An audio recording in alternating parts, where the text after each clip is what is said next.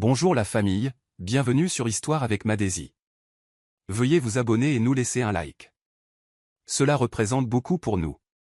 Partagez également cette vidéo avec vos amis et vos proches et activez les notifications pour ne pas manquer nos futures vidéos. Merci de le faire. Installez-vous et détendez-vous pendant que nous plongeons dans l'histoire. C'était un samedi matin tranquille lorsque le coup a été frappé. Un rythme patient et respectueux qui ne poussait pas, attendait juste. Vivian venait de finir d'arroser les hibiscus que Daisy l'avait aidé à planter il y a quelques semaines. La porte a grincé et là se tenait Samuel, non pas avec des fleurs ou des déclarations dramatiques, mais tenant une mince enveloppe dans une main et un petit lapin en peluche dans l'autre. Son visage avait l'air différent, pas fatigué, mais usé par l'honnêteté. « Je ne resterai pas », a-t-il dit, ses yeux ne cherchant pas les siens, mais se posant sur ses pieds. « Je voulais juste donner ça à Daisy et cette lettre, si vous le permettez. » Vivian a pris l'enveloppe sans toucher ses doigts. « Elle n'est pas à la maison », a-t-elle répondu, sa voix étant ferme, mais pas cruelle. « Elle est avec sa tante. » Samuel a hoché la tête, reculant. « Alors je reviendrai une autre fois si jamais vous le permettez », a-t-il dit. Vivian n'a pas répondu. Elle a fermé la porte, mais pas sans s'attarder un instant, comme si elle entendait des échos de leur ancienne vie dans son silence. À l'intérieur, elle n'a pas ouvert la lettre immédiatement. Elle l'a placée sur la table à manger à côté de l'arrosoir et a regardé le nom ancré, Vivian. Pas, Vive, pas, mon amour, juste son nom complet soigneusement imprimé comme s'il avait répété l'adresse. Des heures se sont écoulées avant qu'elle ne s'asseye pour la lire. Elle n'était pas longue, pas de manipulation, pas de « s'il vous plaît », juste une chronique de responsabilité. Je suis allé en thérapie, non pas pour vous reconquérir, mais pour comprendre pourquoi j'ai détruit ce que j'avais juré de protéger. Il n'y a aucune justification à mon silence lorsque Clara s'est glissée dans notre maison. Je ne mérite pas une autre chance, mais je voulais que vous sachiez que j'essaie de devenir un homme dont Daisy n'aura pas honte. Vivian a cligné des yeux à travers les larmes. Elle ne voulait pas admettre qu'ils étaient là. Ils n'avaient pas demandé à revenir. Ils n'avaient même pas demandé à être pardonnés. Il était simplement venu en tant que père, essayant de se montrer de la plus petite manière qu'elle le permettrait. Et bien que son cœur ne se soit pas déplacé immédiatement, quelque chose en elle, quelque chose de fermement verrouillé, s'est ouvert juste assez pour laisser entrer un peu de lumière. Les vendredis suivants sont venus avec une présence subtile, un bouquet de fleurs fraîches soigneusement rangées dans le portail en métal noir de l'école de Daisy. Pas de notes, pas de cartes, juste des tiges de tournesol et d'hibiscus enveloppées dans du papier blanc, douces et discrètes. Au début, Vivian a supposé que c'était le parent d'un camarade de classe jusqu'à ce que Daisy revienne un après-midi tenant le bouquet comme si c'était sacré. « Maman, quelqu'un apporte ça tous les vendredis. Mademoiselle Iféo m'a dit que c'est pour moi. » Vivian n'a rien dit, a simplement hoché la tête et les a placés doucement dans un vase à côté de l'étagère de chevet de Daisy. Mais lorsque le troisième vendredi est arrivé et que le garde de sécurité a fait la remarque avec désinvolture, ce monsieur calme avec les lunettes a encore apporté des fleurs, le cœur de Vivian s'est serré. Elle n'avait pas besoin de demander qui. Elle savait. C'était l'écriture de Samuel, même dans les gestes, calme, persistant, plein de regrets. Pourtant, il ne s'est jamais montré. Pas de rôder dans le coin. Pas d'attendre dans sa voiture. Juste une routine, un homme qui n'essayait pas d'être vu, essayant seulement d'être rappelé sans force. Daisy a commencé à l'anticiper. Est-ce qu'il apportera des lys cette fois? A-t-elle demandé un jour, les yeux pétillants alors qu'elle sortait de classe en sautillant. Vivian a regardé la joie de sa fille s'épanouir comme les pétales eux-mêmes. Mais la joie s'est mélangée à la confusion lorsque Daisy a finalement chuchoté un soir avant de dormir. Est-ce que papa essaie de dire pardon avec les fleurs? Vivian l'abordait, lissant les boucles de la petite fille d'une main douce. Peut-être, a-t-elle répondu doucement. Mais parfois, un pardon a besoin de plus que de fleurs. Les mots ont pesé lourdement dans la pièce sombre et Daisy, aussi jeune qu'elle soit, a hoché la tête de cette manière sage que les enfants ont parfois. Cette nuit-là, Vivian a regardé la rangée croissante de vases sur l'étagère de la fenêtre. Chacun contenait une partie d'une excuse brisée. Elle ne savait pas quoi en faire, s'il fallait les jeter ou les laisser vivre. Mais pour l'instant, elle les a laissés où ils étaient, chaque fleur étant un monument tranquille à un homme qui essayait, pour une fois, sans rien exiger. Et pour la première fois depuis des mois, elle n'a pas ressenti de ressentiment pour le geste. Elle a simplement permis qu'il soit. Ce n'était pas prévu. pas vraiment. Vivian avait taillé le petit citronnier dans le jardin de Théodore lorsqu'elle a entendu le bruit de pas prudents sur le gravier. Se retournant, elle a vu Samuel debout au-delà de l'arche en bois, ne franchissant pas la ligne entre l'accueil et l'intrusion. Dans sa main se trouvait une simple bouteille thermos et un pot de zobo. « Je pensais que peut-être, si vous étiez dehors, nous pourrions prendre le thé », a-t-il demandé, sa voix étant incertaine. Elle a envisagé de le renvoyer. Mais au lieu de cela, elle a désigné le banc vide sous le margousier. « 15 minutes, a-t-elle dit. Il a hoché la tête, s'asseyant sur le bord éloigné, plaçant la bouteille entre eux comme un territoire neutre. L'air a plané entre eux, épais, silencieux, plein de choses inexprimées. Vivian s'est versé une tasse, a siroté lentement. Il ne s'agissait pas de la boisson. Il s'agissait du calme, de tester combien de temps il pouvait rester assis sans que l'un d'eux ne s'effondre. Après plusieurs gorgées, Samuel a finalement rompu le silence. « Théodore m'a dit que vous alliez mieux », a-t-il murmuré, non pas avec fierté, mais avec respect. Vivian a hoché la tête. La guérison n'est pas une échelle. C'est un cercle. Je me réveille certains jours et j'oublie ce qui s'est passé. D'autres jours, je me réveille et je souhaite pouvoir le faire. Sa voix n'a pas tremblé, mais sa main a légèrement tremblé autour de la tasse. Les yeux de Samuel sont tombés au sol. Je n'aurais jamais imaginé que vous me parlerez encore, a-t-il admis. Je ne suis pas venu pour le pardon. Je suis venu parce que, même si je n'ai jamais une autre chance, je voulais me montrer différemment qu'avant. Vivian l'a étudié, non pas le visage qu'elle aimait autrefois, mais l'homme qu'il essayait de devenir. Elle ne lui a pas donné de réponse. Au lieu de cela, elle a versé une autre tasse de thé et l'a placée entre eux, non pas comme une invitation, mais comme une permission. Et ils sont restés assis comme ça jusqu'à ce que le soleil se couche derrière le mur du jardin. Deux personnes avec des cœurs meurtris et un seul silence partagé qui en disait plus que les mots ne pourraient jamais le faire. Le jour du 7e anniversaire de Daisy est arrivé avec des nuages grondants et une douce bruine qui refusait de se transformer en tempête. Vivian avait prévu une petite fête, juste de la famille, quelques amis et des rires calmes. Mais lorsqu'elle a ouvert les rideaux arrière de la maison et est montée sur la terrasse, elle s'est figée. Dans le jardin, éclairé par des guirlandes lumineuses et abrité sous un auvent imperméable fait à la main, se tenait une tente de lecture de la taille d'un enfant. À l'intérieur se trouvaient des poufs, des livres imperméables, des lampes de poche à histoire et une lettre attachée au rabat d'entrée. Pour Daisy, le chapitre le plus brillant de notre histoire, papa. Vivian a serré sa poitrine alors que Daisy poussait un cri de joie et courait dehors, pieds nus sous la pluie, rampant dans la tente comme si c'était un château. Samuel n'était nulle part en vue, mais le message silencieux sonnait fort. Il connaissait sa fille. Il savait ce qui la ferait se sentir vue, et il l'avait fait sans demander de reconnaissance. Plus tard dans la soirée, alors que les invités s'écoulaient et que la bruine s'estompait dans un calme frais, Vivian est entrée seule dans le jardin. Elle s'est agenouillée devant la tente et a caressé le rabat de sa main. Il était cousu, fait à la main, soigneusement conçu, non pas par un assistant, mais par quelqu'un qui avait passé du temps à réfléchir. Derrière elle, Daisy sautillait, tenant une lampe de poche. « Est-ce que papa peut venir la prochaine fois, juste pour le gâteau ?» Vivian n'a pas répondu. Ses yeux ont scanné l'installation, la tendresse, la précision, la prévenance à l'épreuve de la pluie. Quelque part près du portail, Théodore se tenait avec une tasse de vin de palme, regardant, mais ne s'immisçant pas. Il n'a rien dit, mais Vivian savait ce qu'il dirait, « Tu as le droit de ressentir. » Et elle l'a fait. Elle a tout ressenti d'un coup, l'amour, la rage, la douleur, la confusion. Mais surtout, elle a ressenti un mouvement, comme si quelque chose autrefois gelé avait commencé à décongeler. Et pendant un instant, avec sa main sur le rabat et sa fille qui riait derrière elle, Vivian s'est permise de sourire, non pas pour Samuel, mais pour la façon dont l'espoir revenait parfois sous la pluie. L'air à l'intérieur du siège de Westgate Holdings bourdonnait d'une efficacité tranquille alors que les candidats remplissaient le hall élégant. Des CV serrés fermement, des yeux balayant chaque dirigeant qui passait pour l'approbation. Parmi eux se trouvait Jessica, 28 ans, à la peau foncée, avec des tresses propres tirées en un chignon, avec des pommettes qui lui donnaient un air presque royal.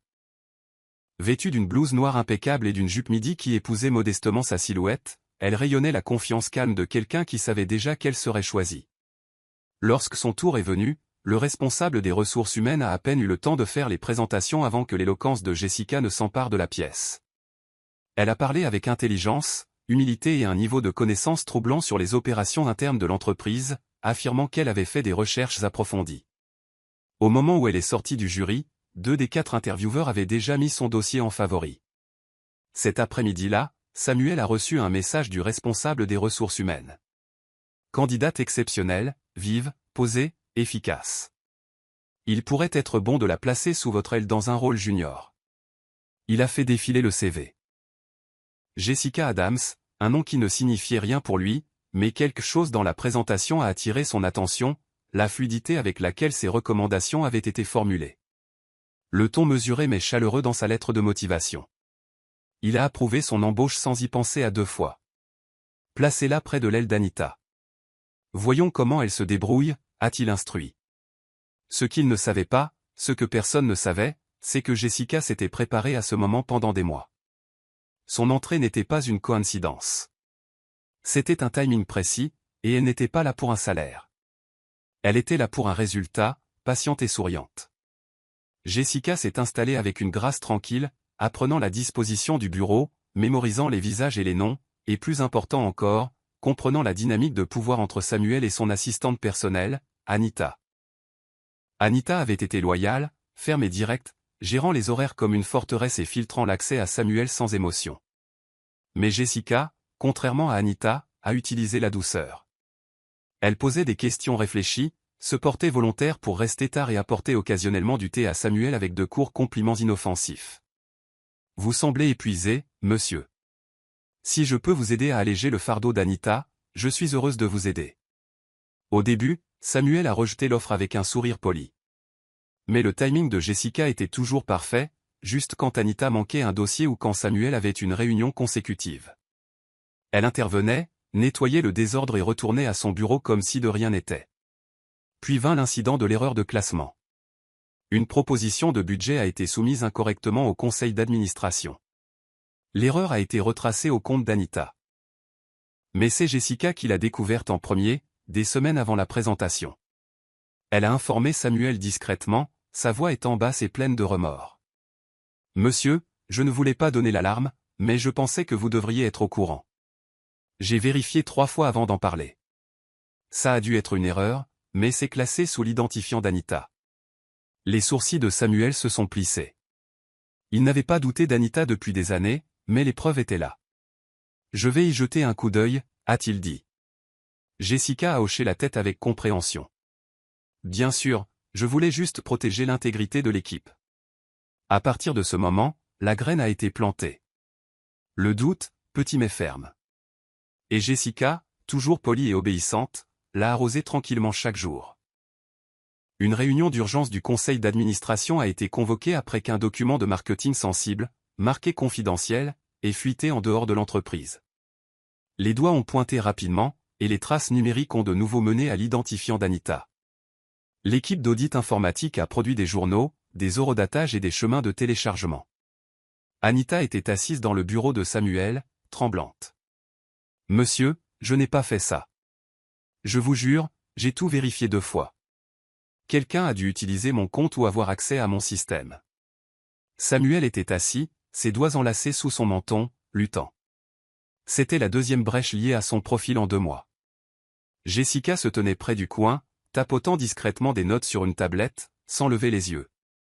Anita s'est tournée vers elle. « Jessica, vous avez travaillé à mes côtés. Vous savez, je ne fais pas ce genre d'erreur. » Jessica a levé les yeux lentement, puis a secoué la tête. « Je ne gère que ce qu'on me donne, Anita. Je n'ai jamais remis en question votre travail. » La pièce est tombée dans le silence. Samuel s'est frotté le front. « Anita, vous êtes là depuis 5 ans, et je vous ai fait confiance avec ma vie. » Sa voix s'est légèrement brisée. « Mais ça, c'est l'intégrité de l'entreprise. » Les lèvres d'Anita ont tremblé. « Alors c'est ça ? Après tout ce que j'ai fait, a-t-elle murmuré. Vous croyez les chiffres plus que les gens. » Samuel n'a pas répondu. Un instant plus tard, les ressources humaines sont entrées avec une lettre de suspension en attendant une enquête. Anita est sortie sans un mot de plus, mais ses yeux brûlaient en regardant Jessica alors qu'elle passait. Jessica est restée immobile, son visage étant calme. Samuel la regardait à peine alors qu'il soupirait. J'aurai besoin d'une nouvelle assistante intérimaire. Pouvez-vous aider à superviser la planification jusqu'à ce que je règle cela? Jessica a cligné des yeux innocemment. Bien sûr, monsieur, tout ce dont vous avez besoin. Et juste comme ça, la dernière pièce de son infiltration s'est mise en place, calculée, froide et invisible. Les jours sont devenus plus calmes, mais pas plus simples. Alors que les gestes hebdomadaires de Samuel continuaient, des cartes d'anniversaire glissaient dans le sac d'école de Daisy, des factures médicales tranquillement réglées et des arrangements floraux à l'église que Vivian visitait occasionnellement. Vivian n'a fait aucun mouvement pour se rapprocher. Elle a reconnu ses gestes par un hochement de tête poli ou le texte de remerciement occasionnel, mais ses réponses étaient sèches, comme des fenêtres non ouvertes dans une maison remplie d'air qui refusait de circuler. Théodore a remarqué la tension dans sa colonne vertébrale un soir alors qu'ils étaient assis sous sa véranda, regardant Daisy chasser les lucioles. « Tu sais, » a-t-il dit doucement, « il marche différemment maintenant. Pas physiquement, mais de la manière dont un homme marche quand il essaie de ne pas trébucher sur son passé. » Vivian a expiré, sans répondre. Son cœur n'était pas endurci. Il était fatigué d'espérer, de souffrir, d'être la seule à voir les fissures avant qu'elle ne la brise. La guérison n'est pas synonyme de réconciliation, Théo, a-t-elle finalement dit, et la conclusion n'est pas une porte que je veux rouvrir. En même temps, Samuel respectait l'espace, même si cela l'étouffait. Il a parlé à Daisy avec une chaleur prudente lorsqu'il l'a vue lors d'événements scolaires, lui demandant comment se passaient ses dessins et si elle avait toujours peur du tonnerre. Daisy, prudente et mature au-delà de ses années, lui a répondu gentiment mais avec prudence, regardant le visage de sa mère pour des indices. Un soir, après un bref échange avec sa fille devant le portail, Samuel s'est tourné vers Vivian et a simplement dit « Vous n'avez pas à m'aimer à nouveau. Je veux juste qu'elle grandisse en sachant que j'ai essayé d'être présent, même si je n'ai pas toujours été sage. » Vivian l'a regardé à ce moment-là, non pas comme l'homme qui l'avait trahi, non pas comme le fantôme de son chagrin, mais comme un père profondément imparfait essayant de réassembler ses parties brisées. Elle n'a pas répondu, mais elle n'a pas non plus fermé le portail immédiatement. C'était le genre de silence qui ne criait pas au revoir, mais qui ne murmurait pas non plus de bienvenue. Chez Westgate Holdings, Jessica s'est déplacée avec une précision sans faille. Maintenant officiellement l'assistante personnelle de Samuel, elle a géré son emploi du temps, sa correspondance et a même fait des recommandations de voyage sans attendre qu'on le lui demande. « Monsieur, il y a une conférence de leadership exécutif qui approche à Port Harcourt », a-t-elle mentionné un lundi matin, posant l'itinéraire imprimé soigneusement sur son bureau. Elle comprend des tables rondes sur le rétablissement des entreprises après un scandale. J'ai pensé que cela pourrait valoir la peine d'y assister. Samuel l'a à peine regardé. Je ne savais pas que ça arrivait. Qui l'organise? Jessica a nommé les sponsors sans effort, y compris une entreprise partenaire avec laquelle ils avaient déjà collaboré. J'ai déjà contacté. Il serait heureux de vous avoir. Je peux finaliser la logistique, Samuel a hoché la tête. Réservez-le. Pas de cascade. Juste pour apprendre, Jessica a souri. Bien sûr, la discrétion est la clé. Quand elle lui a envoyé la confirmation finale, elle est venue avec un ajout subtil. J'ai pensé que cela pourrait vous aider si j'étais là pour le soutien logistique. Je peux faire la liaison avec l'équipe administrative, m'assurer qu'il n'y a pas de conflit d'horaire et que tout se passe bien. Samuel a hésité, mais a haussé les épaules. Très bien, restez professionnel. Nous ne sommes pas là pour faire étalage de titres. Jessica a hoché la tête fermement, son ton étant respectueux. Compris. Derrière son extérieur calme, ses yeux clignotaient avec un calcul tranquille. Elle avait déjà réservé sa chambre à côté de la sienne et parlé avec le personnel de l'hôtel sous prétexte d'avoir besoin d'un accès de secours pour des raisons de sécurité. Personne ne l'a interrogée. Elle était l'assistante personnelle de Samuel, et chaque mot qu'elle prononçait était livré avec clarté et assurance. Elle positionnait la scène finale avec précision, et personne, pas même Samuel, ne se doutait de quoi que ce soit. Il était bien après minuit. Les lumières de l'aile exécutive de l'hôtel s'étaient tamisées et le silence recouvrait les couloirs. Samuel était à moitié endormi, s'endormant après avoir examiné des contrats pour le lendemain, lorsqu'un léger coup l'a réveillé. Grog, il a atteint la porte et l'a ouverte à moitié, seulement pour trouver Jessica debout là, enveloppée dans un peignoir blanc, un dossier serré contre sa poitrine. « Je suis désolé de vous déranger, monsieur », a-t-elle dit, sa voix étant basse, ses yeux baissés. Le contrat du groupe Yelron vient d'être modifié. Je ne voulais pas retarder votre signature. Ils ont besoin d'une confirmation dès demain matin, et j'ai pensé. Elle a laissé la phrase en suspens, comme si elle était gênée de la finir. Samuel a cligné des yeux. Vous ne pouviez pas attendre le matin, a-t-il demandé, gardant la porte partiellement fermée. J'ai essayé, mais les modifications viennent d'être finalisées. Toujours à moitié dans un rêve, il a ouvert la porte un peu plus large, a pris le fichier et l'a parcouru. D'accord, où est-ce que je signe? Elle lui a tendu un stylo, restant dans le couloir, ne faisant aucun effort pour entrer. Samuel a griffonné sa signature et a rendu le fichier. Merci, a-t-il marmonné. S'il vous plaît, ne faites pas des visites tardives une habitude. Jessica a donné un petit sourire d'excuse. Bien sûr que non, monsieur, je ne fais que m'assurer que tout soit fait. Elle s'est retournée et est partie lentement, jetant un bref coup d'œil par-dessus son épaule, juste vers la caméra cachée derrière le vase dans le coin du couloir. L'angle était parfait, sa silhouette en peignoir, Samuel en chemise, pieds nus, debout à la porte. L'histoire se raconterait toute seule. Et elle mentirait de la pire manière possible, parce qu'elle semblerait juste assez réelle pour être crue. Vivian se tenait près de la fenêtre de la cuisine, épluchant des oranges pour la boîte à lunch de Daisy lorsqu'elle a entendu le coup. Ce n'était pas le genre de coup auquel on répondait avec désinvolture, plus le coup d'une finalité. Elle a ouvert la porte à un coursier tenant une mince enveloppe marron sans adresse de retour. Pour Madame Vivian Aloba, a-t-il confirmé, puis est parti sans attendre d'être reconnu. À l'intérieur, elle a hésité avant de l'ouvrir. Il n'y avait pas de marque, aucune indication de ce qui se trouvait à l'intérieur. Mais au moment où le contenu a glissé et a atterri sur la table, son souffle s'est coupé dans sa gorge. Une série de photographies, haute résolution, inclinées avec intention. Jessica en peignoir, entrant dans une chambre d'hôtel. Samuel, la chemise légèrement lâche, visible à la porte.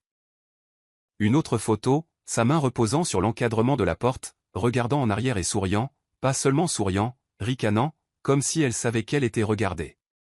Vivian a laissé tomber les images comme si elle lui avait brûlé les doigts. Elle a regardé par la fenêtre, engourdie. Le monde autour d'elle s'est estompé dans le silence. Ses poumons se sont battus pour respirer, ses jambes refusaient de bouger. Il n'y avait pas de notes, pas d'explication, seulement de la trahison et une finition brillante. Elle a posé une main sur sa bouche, réprimant le cri qui montait dans sa gorge. Il ne changera jamais, a-t-elle murmuré, les mots tremblants. Toute la thérapie, toutes les larmes, toutes les fois où elle s'était permis de croire que quelque chose avait changé, se sont brisées en un instant. Plus tard dans la soirée, alors que Daisy demandait innocemment, « Maman, pourquoi es-tu silencieuse ?»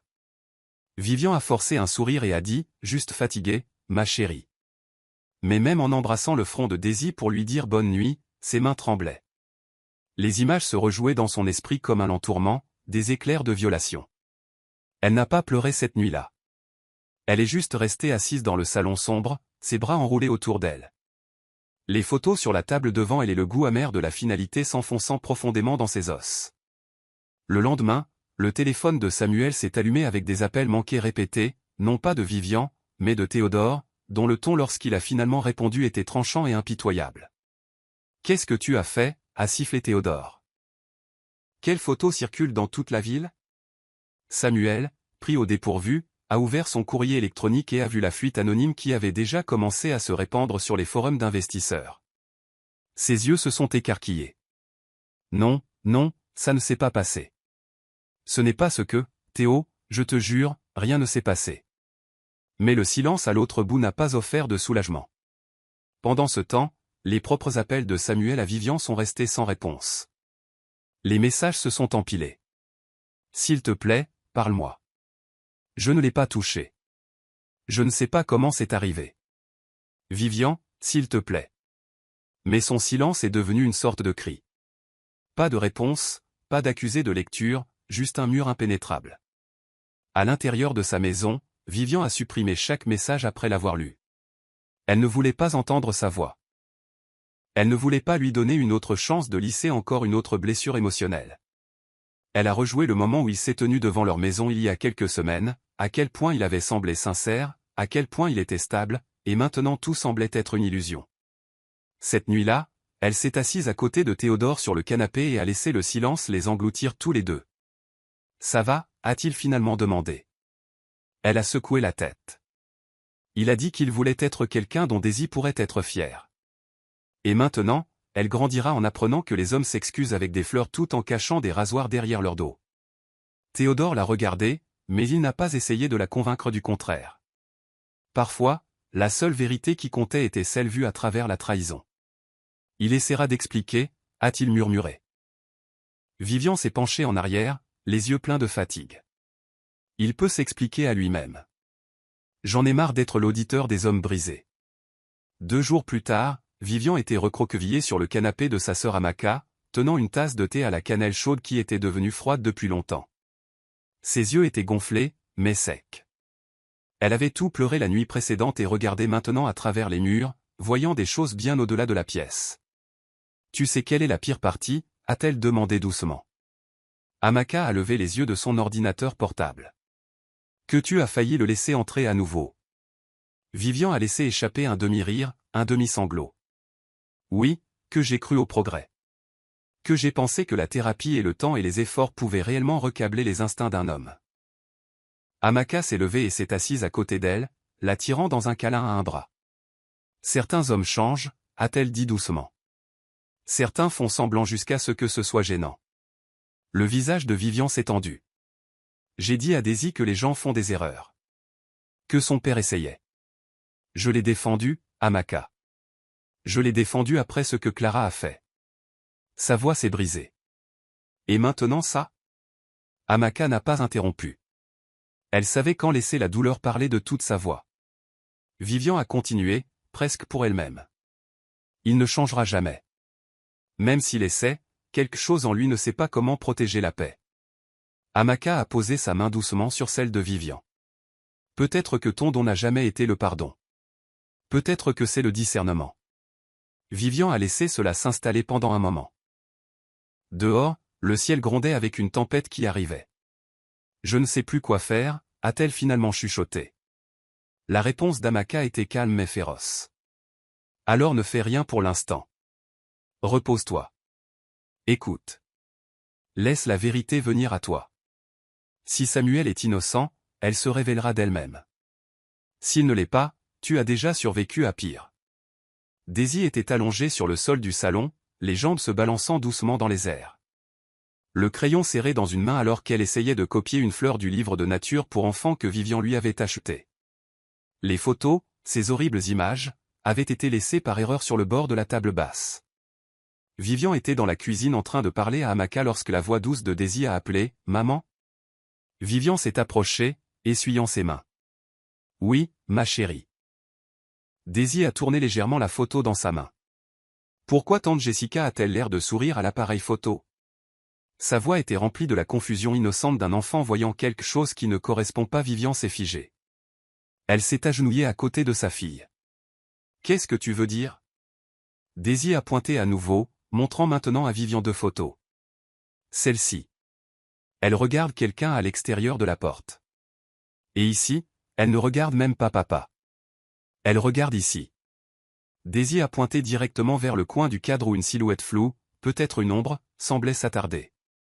Elle savait que quelqu'un était là, a chuchoté Daisy. « N'est-ce pas, maman ?» Les doigts de Vivian ont tremblé alors qu'elle prenait soigneusement les photos, les voyant vraiment pour la première fois. L'observation de Daisy a percé le brouillard de la douleur. Il y avait quelque chose d'anormalement mis en scène dans les angles. La façon dont le corps de Jessica était tourné. Le placement délibéré de sa main sur l'encadrement de la porte. Sa tête penchée, posant presque. L'esprit de Vivian s'est emballé alors que ses yeux s'écarquillaient. Ce n'était pas seulement une coïncidence. Quelqu'un a pris ces photos en sachant exactement quel récit il voulait créer. Elle s'est assise en arrière, stupéfaite, alors que Daisy se penchait doucement sur son épaule. « Papa n'avait pas l'air heureux sur ces photos », a-t-elle dit doucement. « Il avait l'air fatigué, comme le jour où il m'a aidé à réparer ma bibliothèque. » Vivian a embrassé le front de sa fille, serrant les photos plus fort. « Merci, ma chérie », a-t-elle chuchoté. Daisy ne connaissait pas l'ampleur de sa découverte. Mais Vivian la connaissait. Pour la première fois depuis des jours, la colère a cédé la place à une émotion plus vive, le soupçon, le genre qui exige la vérité. Et Vivian venait de trouver sa raison de creuser plus profondément. Amaka n'était pas étrangère à la manipulation numérique. Elle dirigeait sa propre start-up de conception technologique et avait passé des années à passer au peigne fin les métadonnées et les modèles de sécurité pour les clients. Lorsque Vivian lui a montré les photos et l'observation de Daisy, elle n'a pas hésité. « Donne-moi 24 heures, a-t-elle dit, allumant déjà son ordinateur portable. Vivian a regardé Amaka télécharger les fichiers dans un logiciel spécialisé et les exécuter à travers des filtres qui disséquaient les horodatages numériques, les couches de compression et les coordonnées GPS intégrées. Celle-ci, a dit Amaka, montrant l'image de Jessica à la porte de l'hôtel, a été prise à 1h47 du matin. Pas à 21h30, comme elle a dit qu'elle avait déposé les documents. Et celle-ci, elle en a sorti une autre, a été capturée à partir d'une caméra de sécurité du couloir, probablement obtenue en soudoyant quelqu'un à l'intérieur. Vivian a cligné des yeux. « Tu veux dire que c'était planifié ?» Amaka a hoché la tête avec gravité. Non seulement planifié. Mis en scène. Quelqu'un a fait beaucoup d'efforts pour s'assurer que vous le voyez et que vous le croyez. Elles ont fouillé plus profondément dans le réseau interne de l'hôtel en utilisant les enregistrements publics des clients et le scrapping des médias sociaux. « Regarde ça, a dit Amaka, faisant défiler vers une histoire Instagram taguée d'une femme de ménage de l'hôtel. Elle a eu un pourboire d'une belle femme en robe blanche qui a dit qu'elle doublerait son salaire pour des images du couloir. La poitrine de Vivian s'est serrée. « Jessica, a-t-elle dit à voix haute, la colère montant dans sa voix. Cette femme est entrée dans sa vie comme une brise, trop douce, trop parfaite. Amaka s'est penchée en avant. « Je vais à Port Harcourt. Si cette femme y travaille toujours, je la trouverai. » Vivian a touché la main de sa sœur. « Tu n'as pas à le faire. » Amaka a donné un petit sourire. « Tu n'as pas demandé, mais je te dois ça. Pour les années où tu m'as couverte lorsque je faisais des choix imprudents, » son expression est devenue sérieuse. « Il ne s'agit plus seulement de toi et de Samuel. Quelqu'un a essayé de réécrire ton histoire. Je vais t'aider à reprendre le stylo. » Les yeux de Vivian se sont remplis de larmes, non pas de chagrin, mais d'une vague d'espoir qu'elle n'avait pas osé ressentir. Pour la première fois depuis que ces photos sont arrivées, le chemin à parcourir n'était plus couvert de brouillard. La vérité arrivait, et elle n'allait pas marcher vers elle seule. 3 jours plus tard, Amaka est revenue de Port Harcourt avec ses cheveux attachés dans un foulard, une pile d'enregistrements et de la fureur dans ses pas. Elle a soudoyé 2 employés, a dit Amaka sans préambule, jetant une clé USB sur la table de la cuisine de Vivian. Une femme de ménage et un commis de réception de nuit. Les deux ont dit la même chose. Elle voulait que ces photos soient prises en ayant l'air aussi innocente et sensuelle que possible. Leurs mots, pas les miens. Vivian a couvert sa bouche, secouant la tête. Elle les a payés. En espèces, 100 000 Naira chacun. Pas de traces, pas d'appel téléphonique, comme si elle savait ce qu'elle faisait. Amaka a inséré la clé USB dans son ordinateur portable et a fait jouer la voix enregistrée de la femme de ménage. Elle dit de la prendre depuis le coin, de s'assurer que l'homme est à l'intérieur. Elle dit de prendre la photo comme si on ne savait rien, mais je souriais un peu. Vivian a fermé les yeux. Chaque image s'est rejouée maintenant avec cette révélation, et sa poitrine a eu l'impression qu'un rocher avait été soulevé, pour être remplacé par un feu contrôlé. Elles ont écouté chaque minute des enregistrements, compilant des confirmations horodatées et recoupant les déclarations avec l'itinéraire de Jessica. Amaka a même récupéré des enregistrements de caméras montrant Jessica marchant dans les couloirs de l'hôtel bien après les heures, clairement hors de propos. Ce n'était pas du désespoir, a marmonné Amaka. C'était de la vengeance. Vivian a croisé ses bras. Mais pourquoi? Qu'est-ce que je lui ai fait? La question est restée entre elles comme une énigme sans réponse. Amaka s'est tournée vers elle lentement. Peut-être que ce n'était pas à propos de toi. Le front de Vivian s'est plissé. Qu'est-ce que tu veux dire? Amaka a secoué la tête. Je suis toujours en train de le découvrir. Mais quelque chose dans le modèle de cette femme semble trop ciblé, trop personnel, comme si elle terminait un travail que quelqu'un d'autre avait commencé. Le pouls de Vivian s'est accéléré. Tu penses qu'elle est liée à Clara? Amaka n'a pas répondu immédiatement. Elle a seulement dit « découvrons-le ». Et à ce moment-là, quelque chose de tacite est passé entre elles. Il ne s'agissait plus seulement de trahison. Il s'agissait de démêler une toile tissée à partir de mensonges plus profonds semés bien avant le premier coup frappé à la porte de Vivian. Samuel n'avait pas bien dormi depuis des jours. Le scandale l'avait épuisé, non seulement aux yeux du public, mais dans son cœur. Le conseil d'administration de son entreprise était tendu, le personnel distant et Vivian avait de nouveau disparu dans le silence. Mais lorsqu'il a ouvert la porte de son bureau cet après-midi-là et a trouvé Vivian debout là à côté d'Amaka, il a failli laisser tomber son téléphone. Vivian, a-t-il respiré, se levant lentement. Je vous jure, je n'ai pas touché cette femme. Vivian n'a pas scié. Je sais, a-t-elle dit, sa voix étant stable. Samuel l'a regardé, déconcerté. Amaka s'est avancée et a laissé tomber un dossier sur son bureau. Image d'hôtel, enregistrement audio, personnel d'hôtel soudoyé. Jessica a tout planifié. Ses mains ont tremblé alors qu'il ouvrait le dossier. Ses yeux ont scanné les documents, puis les captures d'écran imprimées. Oh mon Dieu, a-t-il murmuré, s'enfonçant dans sa chaise. Elle m'a piégé. Je pensais que j'étais prudent, professionnel. Je ne l'ai jamais laissé s'approcher. Vivian a croisé ses bras. Elle n'avait jamais besoin de te toucher. Elle avait juste besoin que le monde pense qu'elle l'avait fait, et que je le croie.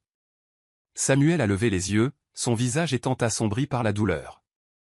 Je vous jure surtout, Vivian. J'ai essayé d'être meilleur. Je suis allé en thérapie. J'ai même gardé mes distances, j'ai juste prié pour une chance de montrer que je pouvais devenir un homme digne de votre pardon. Sa voix s'est brisée, et il a serré le dossier comme une bouée de sauvetage, mais cela n'avait pas d'importance. Une femme entre avec un appareil photo, et je suis de nouveau le méchant. Le silence de Vivian était plus lourd que la colère. Tu as failli tout perdre à nouveau, a-t-elle dit.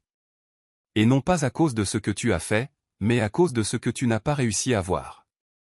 Amaka a ajouté, tu as fait confiance à une étrangère plutôt qu'à ton instinct. Samuel a hoché la tête lentement, la honte se répandant comme de l'encre. Je voulais croire que j'étais assez intelligent pour repérer une autre Clara. Il s'avère que je ne l'étais pas, Vivian a pris une inspiration. Il ne s'agit pas de savoir si tu es intelligent. Il s'agit d'être honnête avec toi-même. Avec moi, avec Daisy. Elle s'est dirigée vers la porte. Elle nous a tous observés, et c'est la raison pour laquelle je ne t'ai pas enterré avec ces mensonges.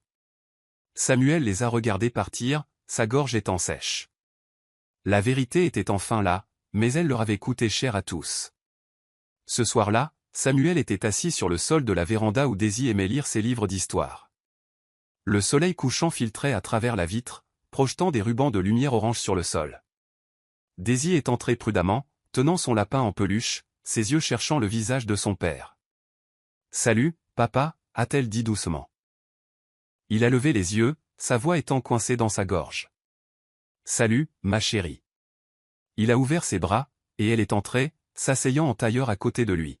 « Maman m'a dit que tu ne l'avais pas fait, le truc de la dame en peignoir. » Samuel a expiré. « Elle a raison, je ne l'ai pas fait. J'étais juste trop stupide pour voir ce qui se passait. » Daisy a posé sa tête sur son bras. « Tu as fait beaucoup d'erreurs. »« J'en ai fait, » a-t-il admis, hochant la tête. « Certaines que je ne peux pas défaire, mais je n'ai jamais cessé de vous aimer, toi et ta maman. » Daisy n'a pas répondu immédiatement. Au lieu de cela, elle a tendu la main dans son petit sac et a sorti un dessin. Elle le lui a donné. Il montrait 3 personnages debout sous un arbre. Une femme en robe, un homme avec un livre à la main, et une petite fille tenant les 2 mains. « Je veux que ce soit nous, » a chuchoté Daisy. Samuel a retenu ses larmes. « Moi aussi. » Juste à ce moment, Vivian se tenait silencieusement dans le couloir, écoutant. Sa poitrine montait et descendait avec des respirations lentes et contrôlées. Les regarder ne faisait pas disparaître la douleur, mais la rendait plus douce, comme une blessure apprenant à se cicatriser sans se rouvrir. Elle s'est avancée, plaçant un plateau d'eau et de fruits à côté d'eux. Samuel s'est levé. « Merci » a-t-il murmuré. Vivian a hoché la tête, sans le regarder dans les yeux. Elle n'est plus une enfant, Samuel. Elle voit plus que ce que nous pensons. Daisy a levé les yeux. « J'en ai marre de voir les gens mentir » a-t-elle dit. « Ne mentons plus, d'accord ?» Samuel s'est agenouillé à nouveau, lui brossant les cheveux de son visage. Plus jamais, Vivian n'a pas parlé. Mais elle n'est pas partie non plus. Au lieu de cela, elle a pris un siège près de la fenêtre et a regardé le ciel s'assombrir. Parfois, la guérison ne frappe pas, Elle entre juste lentement et prend son siège sans demander. Et pour la première fois depuis longtemps, le silence entre eux n'était plus fait de colère. Il était fait d'espace, prêt à être rempli à nouveau. C'était un samedi matin venteux lorsque Vivian a demandé à Théodore de l'accompagner. Ils se sont promenés dans le parc près de l'université, sous de grands arbres qui se courbaient comme des bras ouverts. Pour une fois, elle ne pleurait pas. Elle ne combattait même pas ses émotions. Je pensais que la guérison était comme brûler une maison et la reconstruire, a-t-elle dit, les yeux devant elle. Mais maintenant, je pense que c'est plus comme apprendre à vivre dans une pièce qui a pris feu. Tu enlèves les cendres et tu laisses les marques de brûlure où elles sont, pour que tu te souviennes de ce que cela t'a coûté. Théodore a hoché la tête. Tu as enlevé plus que la plupart des gens n'oseraient le faire. Vivian s'est tournée vers lui. Je ressens encore de la douleur quand je vois Samuel, mais ce n'est plus de la haine. C'est comme regarder une vieille blessure et voir qu'elle est enfin en train de se cicatriser. Il a doucement posé une main sur la sienne. C'est de la force. C'est de la croissance. Elle a soupiré, laissant le vent fouetter son foulard doucement derrière elle. Tu sais, j'ai passé tellement de temps à essayer de prouver que je n'étais pas brisé que j'ai oublié que c'est bien d'être en paix avec la douleur. Ses yeux se sont humidifiés. Quand j'ai cessé d'avoir besoin de vengeance, j'ai commencé à vouloir la paix. Théodore a souri faiblement. La paix te va mieux que l'amertume ne l'a jamais fait. Vivian a hoché la tête. Et le pardon? Il ne s'agit pas de lui. Il s'agit de ne plus laisser cette douleur vivre gratuitement en moi. Elle a fait une pause sous un baobab. Je ne sais pas si j'aimerais à nouveau Samuel, mais je sais que je ne veux pas que Daisy grandisse en pensant que l'amour est soit la souffrance, soit le silence. La voix de Théodore s'est adoucie. Alors donne-lui une version de l'amour qui lui apprend à parler et à se sentir en sécurité. Vivian a regardé vers la lumière du soleil qui perçait à travers les arbres. Peut-être que c'était le but de tout ce désordre. Pour m'apprendre que ma force n'est pas dans la durée pendant laquelle j'ai tenu, mais dans la façon dont j'ai appris à lâcher prise. Et dans ce moment de calme entre deux amis, sans explosion dramatique ni geste symbolique, Vivian a pris la décision la plus douce mais la plus audacieuse qu'elle ait prise depuis des mois. Elle n'attendait pas d'excuses. Elle ne cherchait pas la perfection. Elle marchait de l'avant avec ou sans certitude parce que la paix était finalement plus forte que la douleur. L'air du dimanche après-midi était doux, avec de douces lumières dorées qui se déversaient dans le jardin de Vivian. Le parfum de l'hibiscus flottait paresseusement à travers les haies alors que Samuel arrivait. Pas de fleurs cette fois. Pas de grands gestes. Juste lui-même, vêtu simplement d'une chemise en lin et d'un pantalon foncé, tenant un livre pour Daisy dans une main et un petit plateau de biscuits au citron dans l'autre. Vivian était déjà assise sous le parasol de jardin, feuilletant un magazine, mais elle a levé les yeux lorsqu'elle a entendu le loquet s'ouvrir. Elle ne s'est pas levée, mais elle ne l'a pas renvoyé non plus. Je ne m'attendais pas à des visiteurs, a-t-elle dit froidement. Alors je ne resterai que le temps que votre confort le permettra, a-t-il répondu, plaçant le plateau sur la table. Le rire de Daisy de l'intérieur a flotté dans l'air comme un fil fragile les tirant ensemble. Elle vous attendait, a admis Vivian après un moment. Pas sûr que je l'étais. Samuel s'est assis en face d'elle, croisant ses mains sur ses genoux. Je ne demande pas votre confiance du jour au lendemain, Vivian. Je demande la chance de partager le même air sans que la culpabilité nous étouffe tous les deux. Elle l'a étudié. Il n'y avait pas de désespoir dans son ton, juste de l'humilité. Il a jeté un coup d'œil aux biscuits. Je les ai cuits moi-même. Ne riez pas s'ils sont horribles. Vivian en a pris un, l'a examiné, puis a pris une bouchée. Ses sourcils se sont légèrement levés. Comestible, a-t-elle dit. Il a souri. Progrès. Quelques instants plus tard, Daisy a éclaté de la maison, tenant un dessin de l'arbre généalogique que son école lui avait demandé de compléter. Regarde, il y a maman et papa et moi sous l'oranger. Elle l'a montré à Samuel, puis a regardé sa maman. On peut tous s'asseoir ici ensemble? Juste pour un peu de temps? Vivian a hésité, mais a hoché la tête. Alors que les trois étaient assis sous les bras étendus du parasol, quelque chose a changé. Pas guéri. Pas parfait. Mais l'amertume avait perdu sa prise, et pour la première fois, leur silence ne ressemblait pas à de la distance. Il ressemblait à du calme. Le lundi suivant, Samuel est arrivé à son bureau pour trouver le bureau de Jessica vide. Sa chaise était soigneusement poussée. Son bureau était débarrassé de tous les objets personnels. Une enveloppe scellée reposait au centre, adressée simplement à « Monsieur Samuel O. Daniels ». Son cœur s'est accéléré alors qu'il l'ouvrait. À l'intérieur se trouvait une lettre de démission, froidement formelle, avec effet immédiat. Pas d'adresse de transfert. Aucune raison n'était indiquée. Juste une seule phrase sous la clôture. Merci pour l'opportunité. J'ai terminé ce que j'étais venu faire. Le pouls de Samuel a battu dans ses oreilles. Il a appelé les ressources humaines immédiatement, exigeant de savoir où elle était allée. Elle a dit qu'elle devait retourner s'occuper de sa sœur, ont-ils répondu, elle est partie sans prendre son dernier salaire. Ses instincts ont crié. Les points ne s'étaient pas encore connectés, mais quelque chose dans son silence résonnait plus fort que les mots ne le pourraient jamais. À midi, Samuel était dans le bureau de Théodore, arpentant. Elle a disparu, a-t-il dit, les yeux fuyants. Pas un mot. Juste disparu. Théodore a froncé les sourcils. Ce n'est pas comme ça que les gens ordinaires démissionnent. Il a ouvert son ordinateur portable. Redonne-moi son nom complet. Alors qu'ils fouillaient les dossiers et les contacts, ils ont trouvé très peu de choses, seulement une lettre de référence locale d'une entreprise maintenant disparue, pas de photo d'identité solide, pas de famille répertoriée. C'était comme si Jessica était sortie de nulle part et y avait disparu. Tu penses qu'elle a été placée, a demandé Samuel, la couleur quittant son visage. Pas par hasard, a marmonné Théodore. Elle savait comment refléter la confiance, manipuler la perception et disparaître avec un timing parfait. C'est de la stratégie. Samuel s'est appuyé contre la table, secoué. Et si elle n'agissait pas seule? Théodore l'a regardé, quelque chose de froid s'installant dans son expression. Alors ce n'est pas fini, Samuel. Ça a juste changé de forme. À l'extérieur de la vitre du bureau, la ville a continué à vivre. Mais à l'intérieur, quelque chose de plus sombre avait commencé à prendre racine. La vérité tranquille et horrible que tout ce que Clara avait commencé pouvait encore être en mouvement. Dans l'air humide et sombre de la salle de visite de la prison, Clara était assise le dos droit et le visage indéchiffrable. Les cicatrices sur sa joue s'étaient endurcies en permanence. Ses yeux autrefois vibrants étaient ternis par des mois de confinement et de rage tranquille. La porte en métal a grincé et une grande femme est entrée vêtue d'un trench-coat noir, des lunettes de soleil protégeant la majeure partie de son visage. Le garde a suivi de près, confus. Elle n'est pas sur la liste, a-t-il dit. Elle a une autorisation d'Abuja, a répondu Clara froidement sans se retourner. La femme s'est assise en face d'elle, a retiré ses lunettes lentement et s'est penchée en avant.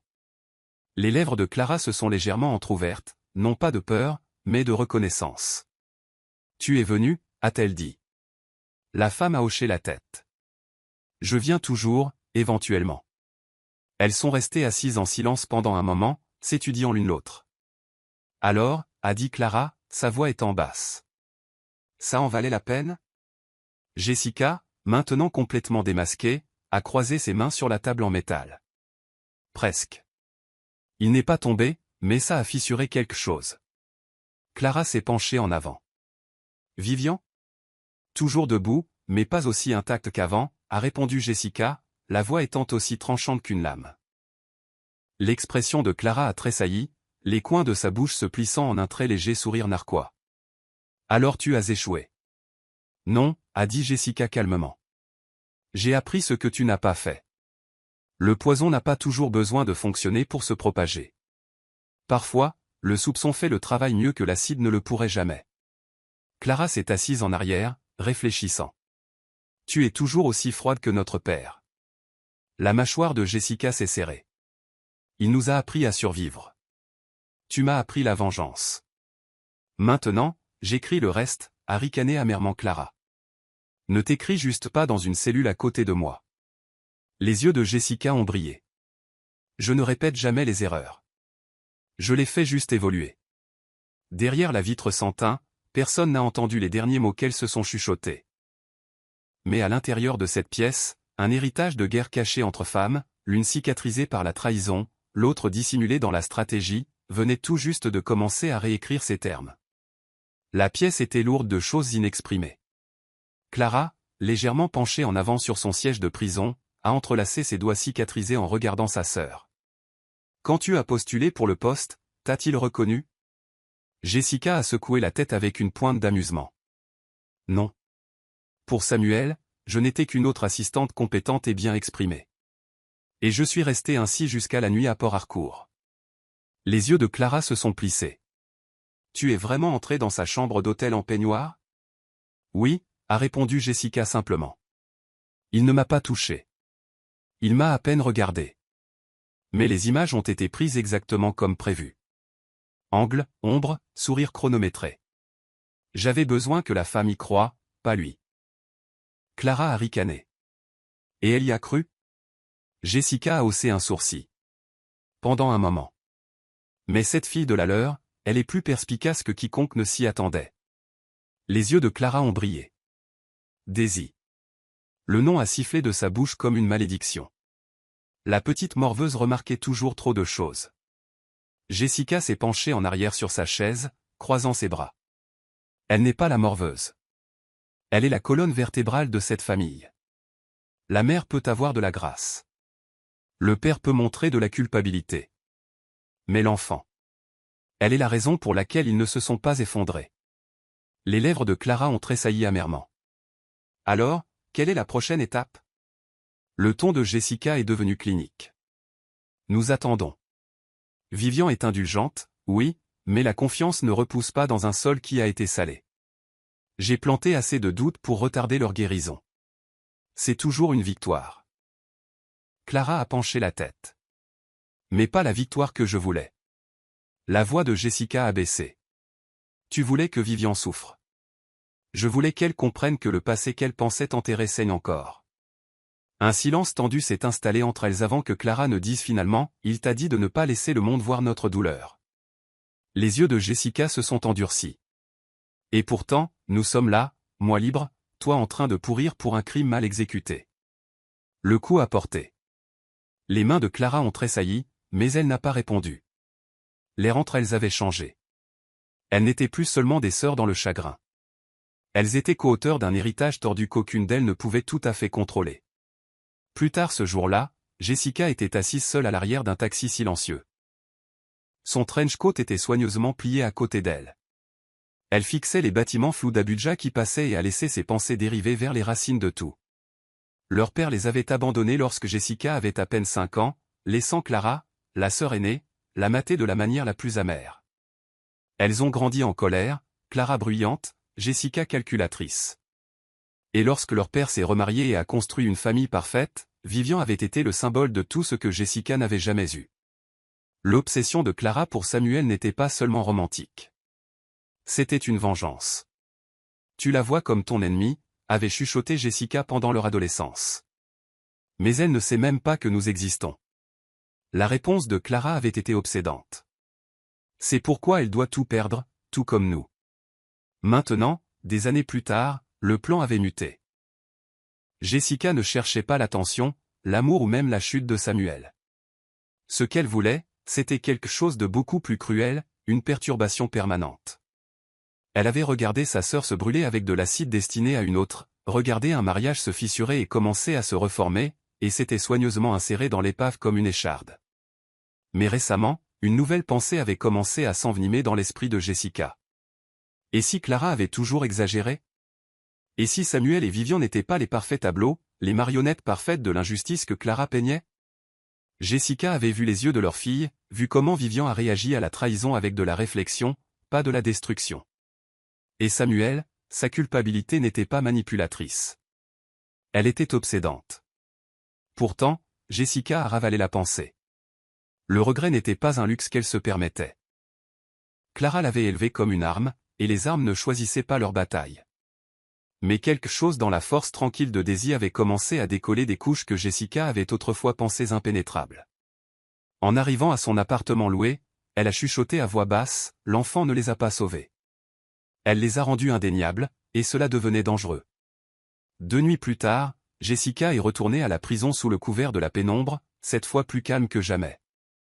Clara était assise en attendant, les yeux brûlants d'une question qu'elle ne posait pas. Jessica a commencé sans y être invitée. Le personnel de l'hôtel a joué son rôle. Je les ai payés en espèces, certains ont à peine posé de questions. On leur a dit de prendre en photo ce qu'ils voyaient, sans flash. J'ai porté le peignoir. J'ai frappé à sa porte à minuit avec une fausse urgence. Il n'a pas posé de questions. Il était fatigué. J'ai fait signer les documents et je suis parti. Clara s'est penchée en avant, fronçant les sourcils. Et le photographe? Les lèvres de Jessica se sont recourbées. Un jeune concierge, désespéré d'être promu. Je lui ai promis un levier. J'ai envoyé les photos anonymement 3 semaines plus tard avec une fausse adresse de retour. Clara l'a regardé. Et Vivian a cru? Jessica a hoché la tête. Pendant un moment. Jusqu'à ce que Daisy remette en question l'angle des photos. Amaka, la sœur de Vivian, a trouvé des métadonnées dans les images. C'est là que ça a commencé à se défaire. Clara a claqué sa paume contre la table. Alors c'est fini? Jessica a secoué la tête. Non. La graine de la méfiance a été plantée. Elle peut repousser en mauvaise herbe. Ils se demanderont toujours. Il surexpliquera toujours. Elle se souviendra toujours. Clara a expiré, sa voix étant empreinte de fureur. Mais ce n'est pas ce que nous voulions. Je voulais l'effondrement. Jessica a répondu froidement, l'effondrement est de courte durée. Mais la corrosion, ça prend du temps. C'est plus calme, plus mortel. Pendant un instant, Clara a regardé sa sœur comme si elle ne la reconnaissait plus. Tu as changé, a-t-elle chuchoté. La voix de Jessica est restée plate. Je devais le faire. Tu étais imprudente. Je devais être celle qui finissait proprement. Derrière les murs de métal du centre de visite, une tempête a commencé à se préparer. Le ciel s'est fissuré sous le poids du changement de saison. À l'intérieur, Clara et Jessica étaient assises non seulement en tant que famille, mais en tant que vestige de la douleur transmise comme des héritages, rejouant leur version de la justice dans un monde qui était déjà passé à autre chose. Ce qu'aucune d'elles ne savait, c'est que Daisy, juste une enfant, avait déjà commencé à réécrire la fin. Jessica avait calculé chaque étape, chaque expression faciale, chaque moment de calme au bureau et chaque mot prononcé à Samuel avec une précision chirurgicale. Pourtant, il y avait un élément qu'aucune formule ne pouvait prendre en compte. Daisy. La fille avait été calme, mais pas aveugle. Et ce n'était pas seulement les angles des photos qu'elle avait remarqués. Jessica a commencé à le voir dans les dessins de l'enfant qui flottait occasionnellement dans le bureau lors de ses rares visites avec son père. Il y avait toujours un sentiment de symétrie, d'équilibre. Lorsque Vivian était dessinée triste, Daisy ombrageait Samuel tenant sa main. Lorsque Samuel avait l'air honteux, elle se dessinait avec ses bras enroulés autour de ses jambes. Jessica a regardé l'un des dessins que Samuel avait accidentellement laissé sur son bureau, une image d'une famille souriante dans un jardin. Elle, la femme en peignoir, n'était pas dans le cadre. Ce n'était pas de l'exclusion, c'était de la clarté. L'enfant avait dessiné un foyer auquel Jessica ne pourrait jamais appartenir, peu importe à quel point elle s'infiltrait profondément. Ce n'était pas la rage qui s'agitait en Jessica. C'était quelque chose d'inconnu. Le doute de soi. De retour dans son appartement, Jessica s'est regardée dans le miroir, voyant son propre reflet se transformer en celui de Clara quand elles étaient plus jeunes. Le même menton tranchant, le même sourcil défiant. Mais elle avait pris un chemin différent. Où l'avait-elle? Clara avait agi par jalousie, mais Jessica avait agi par dessein. Pourtant, les deux avaient échoué. Elle a chuchoté dans le silence, c'était l'enfant. Elle était la charnière, pas Vivian, pas Samuel. À la prison, lors de leur prochaine rencontre, Jessica arpentait le sol pendant que Clara la regardait de l'autre côté. Nous n'avons pas calculé pour l'innocence, a marmonné Jessica. Clara a reniflé. Ça n'existe pas, Jessica s'est arrêtée et l'a regardé droit dans les yeux. Tu te trompes. Ça existe, dans les yeux d'un enfant, dans sa confiance, dans la façon dont elle croit ce qu'elle voit, parce que son âme n'est pas cicatrisée comme la nôtre. Clara s'est penchée en avant, sa voix étant basse et tranchante. Alors cicatrise-la. Jessica a reculé, et pour la première fois depuis que ce complot avait commencé, une lueur de quelque chose comme de la culpabilité a traversé son visage. Elle n'est pas l'ennemi, a-t-elle chuchoté. Mais Clara s'était déjà penchée en arrière, les lèvres pressées en un sourire narquois. C'est pourquoi tu ne gagneras jamais, parce que ton cœur saigne encore. Jessica est sortie sans répondre, et cette fois, elle n'a pas promis qu'elle reviendrait. L'air dans le salon des visites était plus rassis que d'habitude. Clara pouvait sentir le changement dans le silence de Jessica. Ce n'était pas la même sœur froide et calculatrice qui était entrée avec des trench coats sur mesure et un timing parfait. Aujourd'hui, Jessica était plus calme, mesurée. Elle ne s'est pas assise immédiatement. Au lieu de cela, elle s'est tenue au bord de la table en plastique et a chuchoté « Nous avons perdu ». Clara n'a pas scié. « Tu as perdu. J'ai eu ce que je voulais. Mon visage et ses cauchemars. » Samuel qui supplie au tribunal, Vivian en thérapie. C'est suffisant. La voix de Jessica était presque un grognement. Ça ne l'est pas, parce qu'ils se sont relevés. Tu as pensé que si tu brisais la femme, la famille se dissoudrait. Mais la fille les a recousus ensemble. Clara s'est levée lentement, sa silhouette étant tendue. Alors, qu'est-ce qui se passe maintenant? On s'en va. Les doigts de Jessica ont tracé le bord de la table. Non, on le rend permanent. On s'assure qu'il n'y ait pas de retour en arrière cette fois. Les yeux de Clara ont brillé d'approbation. C'est plus ça. Jessica n'a pas souri. Elle a simplement dit, nous devons faire en sorte que cela ressemble à un accident, ou à un chagrin, quelque chose de crédible. Clara réfléchissait déjà. Sa sœur, Amaka, c'est l'inconnu. Enlève-la et la piste devient froide. Jessica a secoué la tête. Non, c'est réactionnaire. Vivian est le cœur. Si elle part, tout s'effondre. Clara s'est penchée en avant, l'intensité brûlant sur son visage cicatrisé. Et comment comptes-tu faire ça exactement? Jessica a hésité, puis a dit, j'ai des contacts, quelqu'un dans l'immeuble de Vivian. Le personnel de sécurité, il me doit une faveur. Un déclencheur dans l'ascenseur, un glissement et un câblage, une coupure de courant, pas de caméra. Ça pourrait être un défaut technique. Au moment où ils enquêteront, les lèvres de Clara se sont courbées en un sourire sinistre. Maintenant tu penses comme moi. Mais l'esprit de Jessica était ailleurs. Elle a vu le visage de Daisy dans son esprit, lumineux, innocent, inébranlable. Et pour la première fois de sa vie, Jessica s'est demandé ce que cette fille deviendrait si sa mère lui était enlevée. Une voix a chuchoté dans sa poitrine, ne deviens pas ce qui t'a détruite. Mais la voix de Clara l'a coupée. Fais-le pour nous. Jessica a hoché la tête mécaniquement. Mais en sortant, le poids du plan a pesé plus fort qu'il ne l'avait jamais fait. Peut-être que la victoire avait changé de forme. Peut-être qu'elle ne ressemblait plus à de la vengeance, mais à de la liberté. Et peut-être, juste peut-être, qu'elle n'était pas encore prête à lâcher le dessein de cet enfant. Vivian se tenait à son comptoir de cuisine, remuant distraitement son thé alors qu'Amaka entrait dans la pièce, son expression étant tendue. « Nous devons parler » a-t-elle dit. Vivian a levé les yeux, l'inquiétude s'épanouissant instantanément. À propos de quoi? Amaka a sorti son ordinateur portable et l'a placé sur la table, ouvrant un dossier intitulé « Jessica ». Elle n'est pas qui elle prétend être. J'ai fait une correspondance de reconnaissance faciale de traçage profond. Jessica est la sœur de Clara, son vrai nom, Jessica Aye. Le souffle de Vivian s'est coupé. Tu es sûr? Amaka a cliqué sur des images, d'anciens dossiers scolaires, une photo d'enfance floue de deux filles à côté d'une femme aux yeux fatigués. Positive. Clara et Jessica partagent la même mère. L'identité de Jessica a été modifiée, mais son empreinte numérique n'a pas été complètement effacée. Vivian s'est assise lentement, les yeux écarquillés. Elle est entrée dans l'entreprise de Samuel. Elle est entrée dans nos vies par vengeance. Amaka a hoché la tête.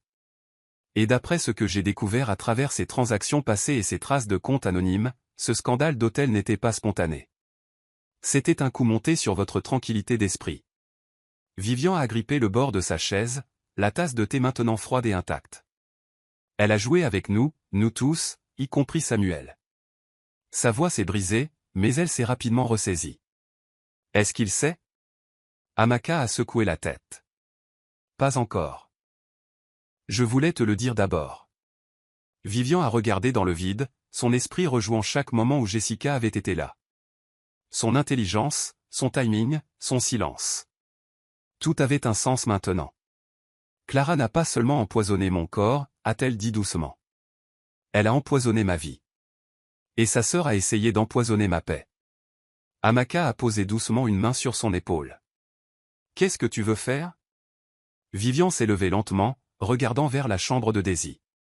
Je veux protéger ma fille. Je veux protéger ce qui reste de ma joie. Puis elle a ajouté avec un feu tranquille.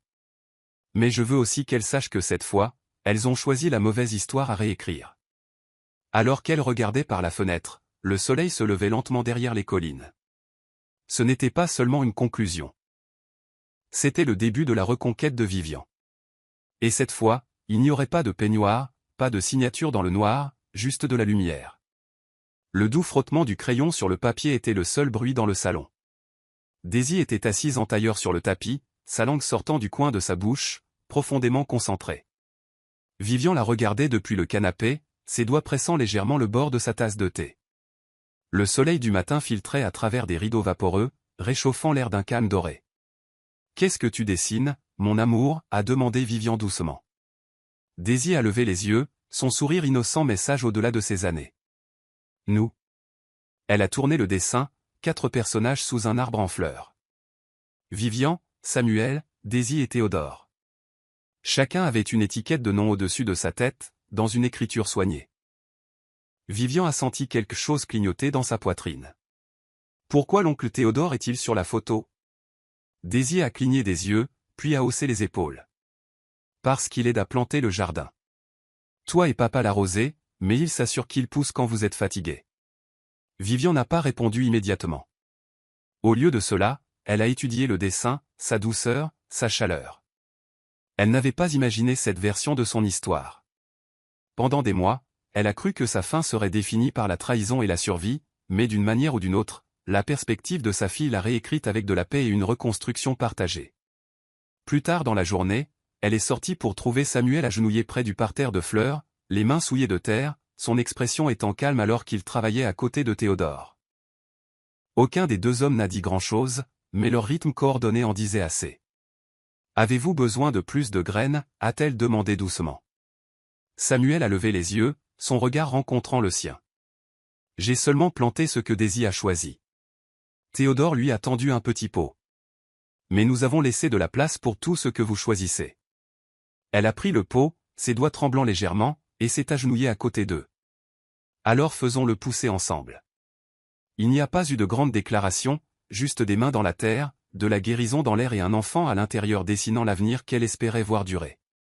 La flamme a dansé doucement alors que Vivian tenait la page sur la bougie, regardant les bords s'assombrir et se courber en cendres. La lettre avait été écrite en une seule fois, sans pause. Pas une diatribe alimentée par la rage, mais une libération calme et brûlante. À Clara, elle a commencé. « Tu as essayé d'empoisonner mon corps. Ta sœur a essayé d'empoisonner ma confiance. Mais tout ce que tu as vraiment fait, c'est de m'aider à découvrir les limites de ma force. » Elle a laissé la lettre brûler complètement dans le bol en porcelaine, l'odeur du papier brûlé remplissant le calme de son bureau. Il n'y aurait pas de confrontation, pas de dernier mot partagé en personne. Cette lettre n'était jamais censée être envoyée. Elle était censée mettre fin au cycle. Vivian a croisé ses mains sur ses genoux, son esprit étant étrangement calme. En essayant de la détruire, elles avaient involontairement déterré la version d'elle qu'elle avait enterrée pendant des années. La femme qui protégeait son enfant avec acharnement. La femme qui choisissait la paix sans s'excuser. La femme qui se relevait. Dehors, Daisy et Samuel riaient près du parterre de tulipes, leurs chaussures étant boueuses, leur esprit étant léger. Vivian est sorti, son foulard flottant dans la brise de fin d'après-midi. Samuel a levé les yeux et a tendu l'arrosoir, le lui offrant sans mots. Elle l'a pris, a souri doucement et a commencé à arroser la terre. Daisy a rayonné. Ce seront les plus grandes fleurs encore. Théodore est apparu au portail avec de jeunes plants frais et un hochement de tête amusé. Seulement si vous ne les noyez pas d'amour, a-t-il taquiné. Vivian a gloussé, le son étant léger et plein. Alors que le soleil commençait sa descente, les 4 d'entre eux se tenaient entourés de promesses vertes et de deuxième chance. Il n'y avait plus besoin d'explications. Juste des moments comme celui-ci, calmes, enracinés et réels. Et quelque part dans un bloc de prison froid, Clara s'est agitée de sa couchette comme si elle sentait qu'un chapitre s'était clos. Jessica n'est jamais revenue. Vivian n'a jamais regardé en arrière. Et alors que le rire de Daisy résonnait dans le crépuscule, il est devenu clair que le dernier chapitre ne portait pas sur la vengeance, mais sur la reconquête. Non pas sur ce qui était brisé, mais sur ce qui avait été reconstruit. Pas de vengeance, pas de pitié, mais une paix gagnée, entretenue et avec chaque souffle. Voici le verset de la Bible inspiré paraphrasé de la note de création originale. C'est un verset symbolique paraphrasé écrit dans le ton et la structure de l'écriture sainte pour s'adapter au récit. Il s'inspire de versets comme Ésaïe 43 verset 2 et Psaume 91 verset 4. Morale de l'histoire, la rédemption n'est pas gagnée par des gestes, mais par la cohérence. Alors que la trahison peut se déguiser en loyauté, la vérité est patiente, elle se lèvera toujours. Et parfois, la justice la plus puissante est de choisir la paix plutôt que de prouver que vous avez raison. Cette morale reflète la rédemption tranquille de Samuel par un effort à long terme, pas par des mots. La grâce et la force de Vivian, choisissant de reconstruire plutôt que de riposter. L'innocence de Daisy, qui les a finalement tous protégés. La tromperie de Jessica, montrant comment l'amertume transmise peut pourrir même les racines silencieuses. Et le silence final de Clara, qui prouve que le mal ne peut pas planter de graines d'héritage là où l'amour grandit déjà. C'est la fin de l'histoire. Qu'avez-vous appris de cette histoire? Partagez vos réflexions dans la section des commentaires. Laissez un like et n'oubliez pas de vous abonner et d'activer la notification de publication pour être averti chaque fois que nous publions nos prochaines vidéos. De plus, partagez cette vidéo avec quelqu'un qui pourrait être intéressé. Merci beaucoup d'avoir regardé.